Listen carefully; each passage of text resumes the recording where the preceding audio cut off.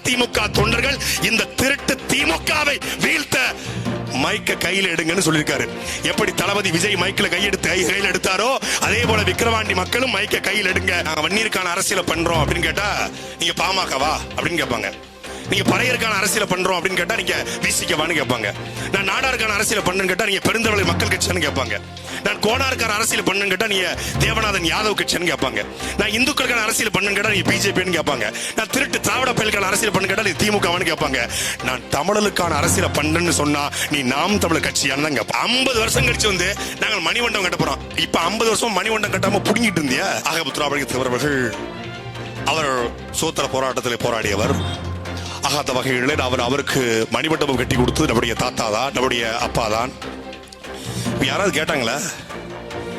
அப்ப என்ன, எந்தெந்த அடையாளங்களை நாம தூக்குறோமோ, அண்ணன் சீமான் தூக்குறோம், அந்த அடையாளங்கள் எல்லாம் கடவாடுகிறது திராவிடம். எம்எல்ஏ இல்ல, எம்பி இல்ல, மேயர் இல்ல, பெரிய பணக்கார கட்சியா இல்ல, ஆனாலும் செந்தமிழன் சீமான் பேசினால் அது தாக்கத்தை ஏற்படுத்தும். செய்திகளை விரைவு செய்திகளாக தெரிந்து கொள்ள மறக்காம மெய் டிவியை சப்ஸ்கிரைப் பண்ணுங்க.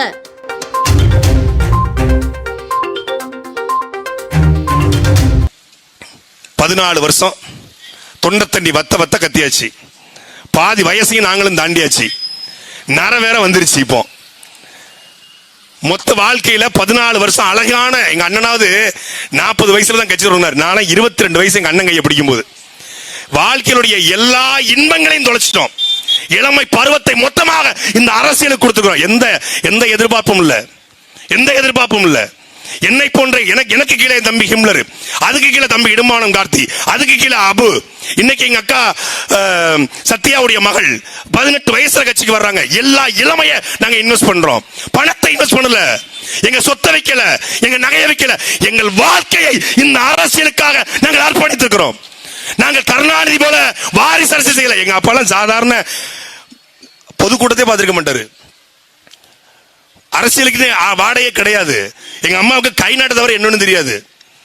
அப்படிப்பட்ட குடும்பத்தில் பிறந்து வந்து ஒரு பொது மேடையில் அரசியல் பேச முடியும் என்று எங்களுக்கு கற்பித்தவன் எங்களுடைய அண்ணன் செந்தமிழன் சீமான்.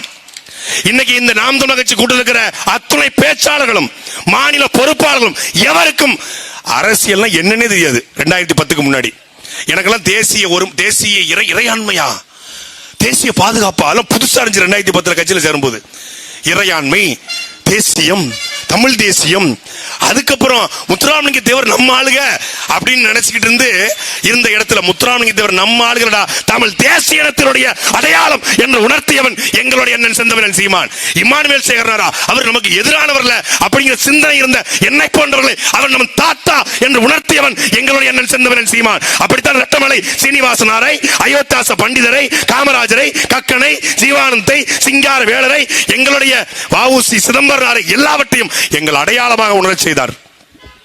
கருணாநிதி, பெரியாறு, அண்ணா என்ற 100 ஆண்டு கால தமிழ் திராவிட அடையாளத்தை சுக்கு சுக்காக நொறுக்கி போட்டு தமிழ் தேசிய அடையாளங்களை உயர்த்தி பிடித்தார்.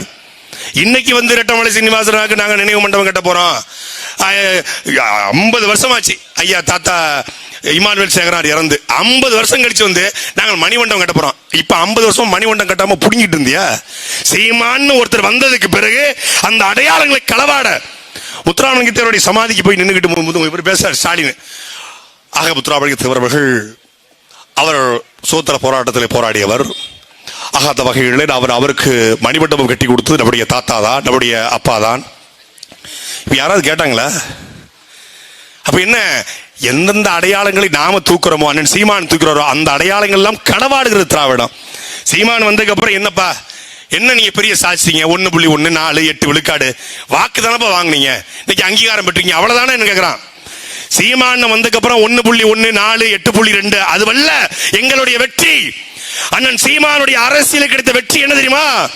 சக்தி மசாலாவிலே ஆங்கிலம், இந்தி, கன்னடம், தமிழ் என்ற இருந்த இடத்திலே அந்த இந்தியை அழித்துவிட்டு தமிழுக்கு முதன்மைத்துவம் கொடுத்தார் இல்லையா? அதுதான்டா செந்தமிழன் சீமானுடைய வெற்றி. அதிகாரத்துக்கு வரல, எம்எல்ஏ இல்ல, எம்பி இல்ல, மேயர் இல்ல, பெரிய பணக்கார கட்சியா இல்ல, ஆனாலும் செந்தமிழன் சீமான் பேசினால் அது தாக்கத்தை ஏற்படுத்தும். 2010 அண்ணன் சீமான் வேலூர் சிறையிலிருந்து வெளிவரும் பொழுது என் தம்பிமார்களுடைய விடுதலை, 7 பேர் விடுதலையே இனத்தின் விடுதலை என்ற முழக்கத்தை முன்வைத்தார். 10 ஆண்டு காலத்தில் அந்த 7 தமிழரும் விடுதலை செய்ததுதான் செந்தமிழன் சீமானுடைய வெற்றி. சாலையிலே செல்கிற பொழுது தேனி ரகம், அடுப்பகம், வெதுப்பகம், தமிழன் உணவகம் என்ற பெயர் பலகை பார்க்கிற பொழுது அந்த பெயர் பலகையிலே தெரிவது செந்தமிழன் சீமானுடைய வெற்றி. ரமேஷ் என்று இருந்தவன் ராவணனாக, சுரேஷ் என்று இருந்தவன் சுந்தரமாக, முருகேஷ் என்று பெயர் வைத்துக் கொண்டவன் அழகு தமிழில் பெயர் சூட்டுகிறான். சதீஷ் இன்னைக்கு துருவனாக மாறுகிறான், மகேஷ் இன்னைக்கு மகிழனாக மாறுகிறான் என்றால் அது எங்களுடைய அண்ணன் செந்தமிழன் சீமானுக்கு கிடைத்த வெற்றி. புலித்தேவன் என்பது சாதி அடையாளம், அழகுமுத்து கோன் என்பது சாதி அடையாளம், வெண்ணி காலாடி என்பது சாதி அடையாளம் என்று பார்க்கப்பட்ட தமிழ் சமூகத்திலே புலித்தேவன் என்று பிள்ளைக்கு பெயர் வைக்கிற ஒரு பெரும் கூட்டத்தை உருவாக்கி இருப்பதால் செந்தமிழன் சீமானுடைய மிகப்பெரிய வெற்றி. முன்னொரு காலத்துல தமிழர் அப்படின்னு பேசினா நீங்க திமுகவான்னு கேட்பான். ஒரு காலத்துல ஒன்ஸ் அப்பான் டைம். இன்னைக்கு நாங்க வன்னியருக்கான அரசியலை பண்றோம் அப்படின்னு கேட்டா நீங்க பாமகவா அப்படின்னு கேட்பாங்க. நீங்க பறையருக்கான அரசியலை பண்றோம் அப்படின்னு கேட்டா நீங்க விசிகவான்னு கேட்பாங்க. நான் நாடாருக்கான அரசியலை பண்ணு கேட்டா நீங்க பெருந்தவளை மக்கள் கட்சின்னு கேட்பாங்க. நான் கோனாருக்கான அரசியல் பண்ணு கேட்டா நீங்க தேவநாதன் யாதவ் கட்சின்னு கேட்பாங்க. நான் இந்துக்களுக்கான அரசியல் பண்ணு கேட்டா நீங்க பிஜேபின்னு கேட்பாங்க. நான் திருட்டு திராவிட பயலுக்கான அரசியல் பண்ணு கேட்டா நீ திமுகவான்னு கேட்பாங்க. நான் தமிழருக்கான அரசியலை பண்ணுன்னு சொன்னா நீ நாம் தமிழர் கட்சியான்னு தான் கேட்பான். தமிழருக்கான அடையாளமாக இன்றைக்கு நாம் தமிழர் கட்சி மாறி இருக்கிறது. அப்படிப்பட்ட ஒரு கட்சி ஒரு ஆகச்சிறந்த வேட்பாளரை படித்த படிப்புக்கு லட்சங்களில் சம்பாதியம் வாங்கலாம். ஒரு தனி மருத்துவமனை போட்டால் லட்சங்களில் மாதம் சம்பாதிக்கலாம். அதை எல்லாவற்றையும் விட்டுவிட்டு 26 வயசாகுது. 26 வயதில் ஒரு பிள்ளை தமிழ்நாட்டு அரசியல் களத்தில் வேட்பாளராக போட்டி போட முடியும் என்பதே மிகப்பெரிய சாதனை. அந்த சாதனையை செய்திருக்கிற நாம் தமிழர் கட்சி. உங்களுடைய வயது பிள்ளை 26 வயசுள்ள இளைஞர்கள் யாரா இருந்தா உங்க வயசு பிள்ளை ஒருத்தி அன்னியூர் சிவால ஆரம்பித்து அத்தனை பேரையும் ஓட விட்டுக்கிட்டு இருக்கா. அந்த ஒன்றுக்காவது நீங்க வாக்கு செலுத்தணும். அதுக்காகவாவது நீங்க வாக்கு செலுத்தணும். உங்க ஊர்ல பிறந்தவ, உங்கள் ஊர் பிள்ளை, உங்கள் மண்ணின் பிள்ளை விக்கிரவாண்டியில எந்த குளத்துல என்ன பிரச்சனை, எந்த ஏரியால என்ன பிரச்சனை, எங்க சாலை இல்ல, எங்க பள்ளிக்கூடம் இல்ல, எங்க என்ன தொழில் வரணும் என்று எல்லாம் தெரியும். இங்க என்ன விளையும், அதுக்கான விளைச்சல் எவ்வளவு கொடுக்கணும் என்று எல்லாம் தெரியும். அப்படிப்பட்ட ஒருத்தரை வேட்பாளராக நிப்பாட்டி இருக்கிறோம். கைவிட்டாதீங்க. இடைத்தேர்தல்ல ஆளுங்கட்சி தான் ஜெயிக்கும் என்கிற அந்த நம்பிக்கையை உடைப்போம், அந்த சென்டிமெண்டை உடைப்போம். இடைத்தேர்தலில் நாம் தமிழர் கட்சி 2024 வெற்றி பெற்றது என்கிற வரலாற்று சாதனையை விக்கிரவாண்டியில் வளர்ந்த மான தமிழர்கள் நீங்கள் நிகழ்த்த வேண்டும்.